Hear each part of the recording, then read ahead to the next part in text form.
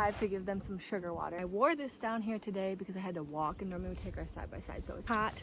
And I got down here and I realized the bees are hot too. Look at them.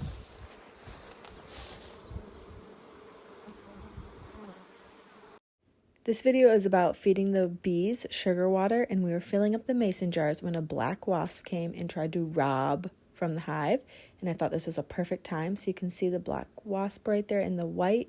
He smelled that sugar water and he was coming to take some.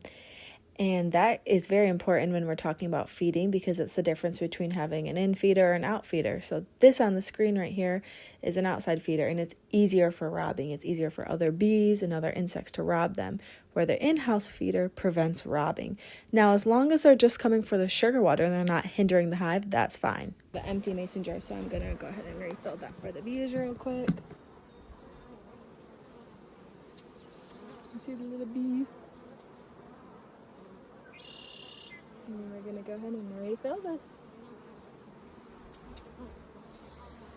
Did you know that when we give them this sugar water, it's to kind of like help them build up their comb? I've said that multiple times, but it's also just like an energy boost for them. So it's kind of like if we were to stop at McDonald's and get a Diet Coke or Coke or something, or a cheeseburger, and you just get that boom burst of energy. So it's not the best thing that you can have, but it does something that you need. And that's what the sugar water is like for the bees. Now, would I rather them go out to a flower or a tree or apple tree or something and get their nutrition that way? Of course. But if this is needed and it helps them to build, that's what we do. Now, we live in a cold climate, so we need them to be performing really well during the summer so that they can just survive during the winter. So during the winter, we upkick it and do a 2-to-1 ratio, and we do sugar patties, because you do not want a liquid like this in your hive in the winter, because a wet bee is a dead bee, and you do not want moisture up in your hive. So I'm gonna go ahead and refill this. Oh, okay, maybe this is why my husband comes to the hive more than I do, because this is sticky. Wow, that's embarrassing.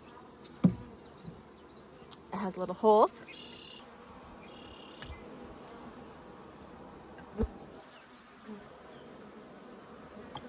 What ratio you give to the bees lets them know how to use it and what to do with it. So when you give the 1-to-1, it's a thinner, whereas the 2-to-1 is thicker. So in the springtime, that's why we do the 1-to-1, because it's thinner and it's kind of more like them going and getting nectar from a fresh flower, and it's, telling them to build and to grow. And you do the 1-to-1 if it's like a nuke or a split or springtime. It's just all about where the hive is and what you need out of the hive. And then for us, like in the winter, we do the 2-to-1 because it's a thicker, and it kind of tells them to conserve for winter. And with the thicker 2-to-1 ratio, it's easier for them to cap it, and it kind of tells them to put weight onto the hive so that they can conserve for winter and store honey to make them survive the winter. So again, the ratios that you give them, it kind of helps the bees to determine what you're trying to push them to do. This is the in-hive feeder I was talking about when I was discussing robbing. So when it's in the hive like this, it is harder for other bees or other insects to come in and rob them, but it is less convenient for the beekeeper to feed them, because you do have to take the lid off and get exposed to the bees a little bit more, opposed to the ones by the entrance where you can just throw the mason jar on them and walk away. So on this case, there are 4 mason jars in there for feeding, and those units you can buy on Amazon. My husband did make that one, and there's multiple variations of it. And then inside that box, there's a hole right in the center, and that's where the bees can come up out of the hive, get their sugar water, and then go back down into the hive. And while it is spring and they can go to flowers and get their own nectar, having these sugar water systems in the hive, it entices them to build and grow and to stay put. And we want to keep the bees healthy and strong, and we want to keep them happy with us and not swarming. Making this is simple. You just have to get equal parts of sugar and water, just regular sugar from the store, and bring it to a boil on the stove, and then just place them in the mason jars, let them cool off, and bring them down to the hive.